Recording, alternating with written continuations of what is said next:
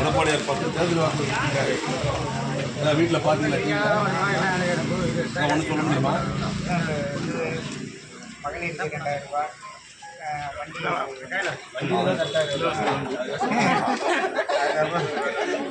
குடும்பத் தலைக்கு 2000 ரூபாய், முதியோருக்கு 2000 ரூபாய், வருஷத்துக்கு 3 சிலிண்டரு, மகளிருக்கு 25,000 மானிய விலை ஸ்கூட்டி, கல்விக் கடன் ரத்து.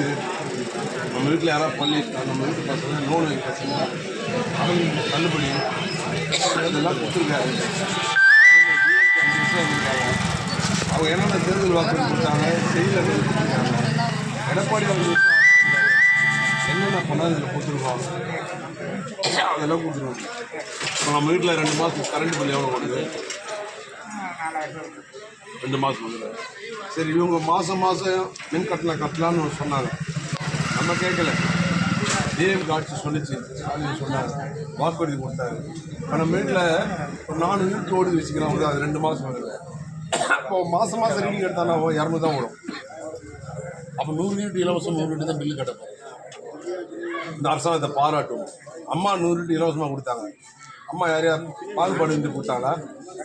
குடிசை வீட்டு கொடுத்தாங்க, ஓடு வீட்டு கொடுத்தாங்க, மாடி வீடு கொடுத்தாங்க, 24 அடுக்கு ஃப்ளோரில் இருக்கும் கொடுத்தாங்க எல்லாருக்கும்.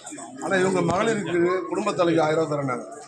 இப்போ எவ்வளோ பேர் கொடுத்துருக்காங்க? தமிழ்நாட்டில் 2 கோடி 24 லட்சம் குடும்ப அட்டை கொடுத்துருக்குது. பார்த்தீங்கன்னா 1 கோடி 20 லட்சம் தான் கொடுத்துருக்காங்க. மீதி 1 கோடி பேருக்கு கொடுக்காமங்க. ஏன் கொடுக்கல கேட்டால் இன்கம் டேக்ஸ் கட்டுறாங்க, கார் வச்சுருக்காங்க, சொந்த வீடு, அவங்களுக்கு விவசாய இடம் இருக்குதுன்னு சொல்லி தட்டி கடிக்கிறாங்க. அம்மா பாருங்கள், அதே மழையில் பாதிக்கும் போது 5000 ரூபா கொடுத்தாங்க. யாருக்கா வித்தியாசம் பார்த்தாங்களா? எல்லா குடும்ப அட்டைக்கும். அதே மாதிரி இப்போ எல்லா வீட்டுக்கும் 100 யூனிட் இலவசம். ஆடு கொடுத்தாங்க, மாடு கொடுத்தாங்க. ஆடு குட்டி போடும். 5 வருஷத்தில் அந்த குடும்பம் பொருளாதாரத்துக்கு உயரும். மாடு குட்டி போடும், பால் கறக்கும், பொருளாதாரம் உயரும். மகளிர் காவல் நிலையம் கொண்டு வந்தாங்க, தொட்டில் குழந்தை திட்டம் கொண்டு வந்தாங்க, தாலி தங்க திட்டம் கொண்டு வந்தாங்க, அம்மா உணவு, அம்மா சிமெண்ட், அம்மா கிளீன், அம்மா உப்பு, எல்லா திட்டங்களும் பெண்களுக்காக கொண்டு வந்தாங்க. அதுதான் உங்களை நேரடியாக பார்த்து இன்னும் 2 மாதம் தான் தேர்தல் இருக்குது. நீங்கள் எல்லாம் ரிட்டர்னிங் ஓட்டு போடணும். தமிழ்நாட்டுக்கு முதலமைச்சராக எடப்பாடி வரணும். இந்தியாவே முன்மாதிரியாக உருவாக்குவார். இந்த வாய்ப்பை நீங்கள் கொடுக்கணுன்றது ஒரு வேண்டுகோள். செய்வீங்களா இல்லையா?